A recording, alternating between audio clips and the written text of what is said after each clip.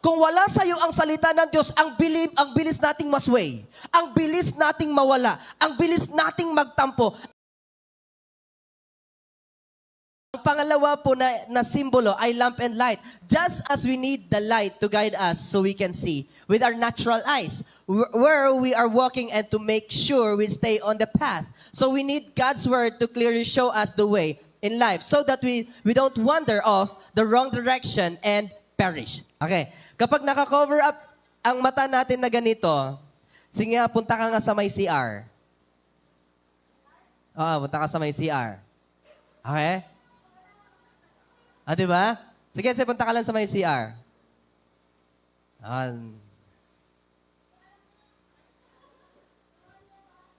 Okay, sige. Thank you so much. Halika ito, ate. Mahirap ba? Mahirap? Yes, Mas. Look at me. There are times also, dito sa Bible, kaya nga hinalintulad ang Bible na lamp and light. Kasi ito ang magliliwanag sa ating path. Ito ang magbibigay light sa ating path. Just like what I said last Sunday, makikita natin dito. Sabi niya dito, in Psalms 119 verse 105, your word is a lamp for my feet, a light on my path. Na-explain ko rin nung Sunday. Kaya dito, your life is like a journey.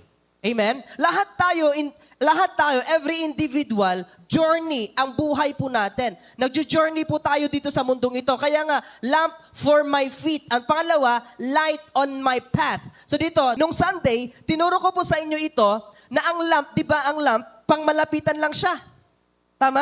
Light naman, pang malayuan. So dito sa part na ito, doon sa lamp for my feet, ang mga Israelites before, kapag naglalakad sila sa disyerto, maraming mga scorpions. So yung lampara, ang pinang-iilaw nila para makita nila yung mga scorpions sa anan nila. Amen? At yung mahabang light naman, light on my path, ito po yung pangmalayuan. So kapag iniilawan nila sa malayo, nakikita nila yung mga snakes. So doon sila umiiba ng pathway. Amen? Kaya ang salita din ng Diyos is a lamp and light. Ito yung magla-light sa atin, magpupunta sa atin sa tamang direksyon. Kung wala sa iyo ang salita ng Diyos, ang bilis nating masway. Ang bilis nating mawala. Ang bilis nating magtampo. Ang bilis nating tumalikod sa Panginoon. Why? Wala sa atin ang light ng Panginoon. Ang bilis natin na umayon sa takbo ng mundo. Ang bilis natin na iwan ang ministry. Ang bilis natin na ma-inlove sa maling tao. Ang bilis natin gawin yung mali. Why? The Word of God ay wala sa atin. Are you getting my point? Kaya sinabi ng Bible, ang isang symbol ng Word of God, kaya ito po ay importante. Amen? Ang Word of God ay importante. It gives light. Nagbibigay liwanag sa atin para makita natin yung hinaharap natin.